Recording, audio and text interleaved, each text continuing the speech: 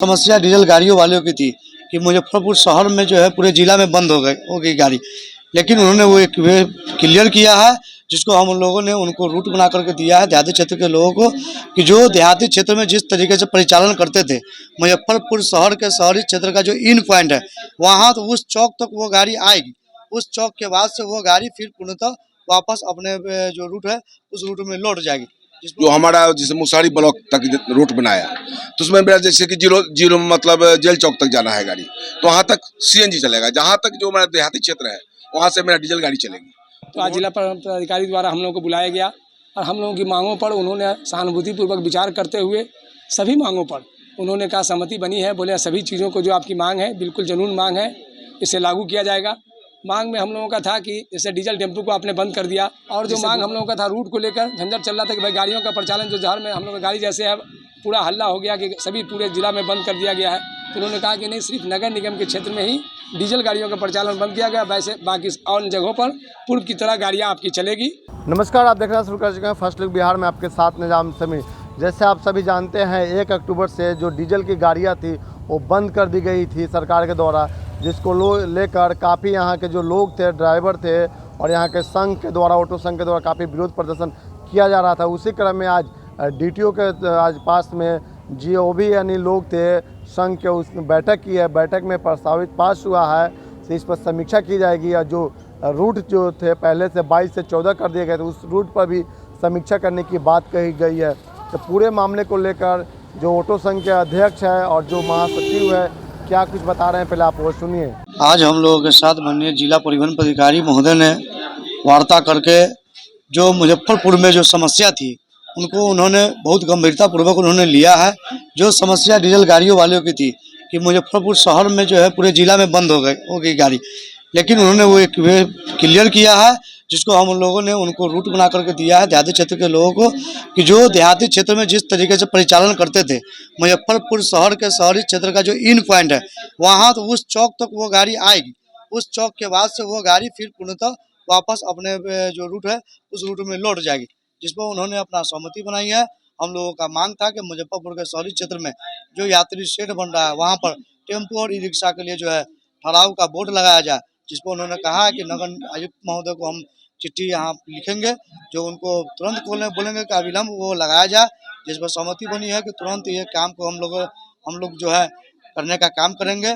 जो भी लोकल मुद्दा है उनको हम लोगों ने लेटर के माध्यम से उनको अवगत कराया है, जिनको उन्होंने तुरंत लागू करने का निर्गत करने का जो है उन्होंने आश्वासन दिया है कि आप लोग का जो भी मांग है, जो मुजफ्फरपुर शहर के जो शहरी क्षेत्र का जो लोकल मांग है उस मांग को हम लोग डीएम साहब के स्तर से और नगर आयुक्त साहब के स्तर से उसको तुरंत जो है पूरा करने का हम लोग काम करेंगे।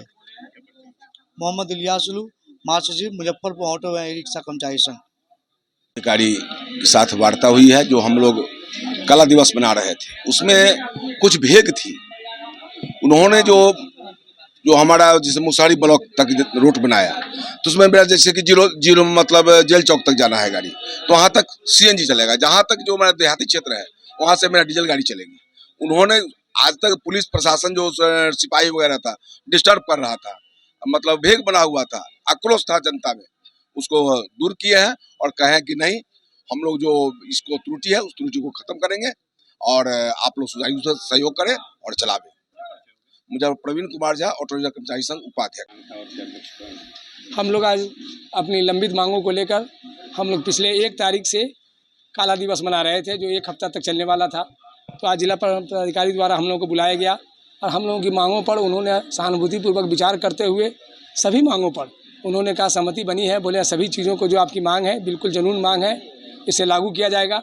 मांग में हम लोगों का था कि जैसे डीजल टेम्पो को आपने बंद कर दिया जिससे भुखमरी की स्थिति उत्पन्न हो गई, तो उस पर उन्होंने कहा प्रतिनिधिमंडल को कि आप घबराइए मत, जो सरकार का सर्कुलर है उसके हिसाब से हम आपको अनुदान देंगे।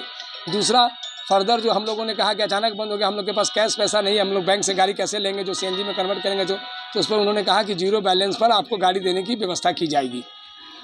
और जो मांग हम लोगों का था रूट को लेकर झंझट चल रहा था कि भाई गाड़ियों का परिचालन जो शहर में हम लोग का गाड़ी जैसे है पूरा हल्ला हो गया कि सभी पूरे जिला में बंद कर दिया गया है।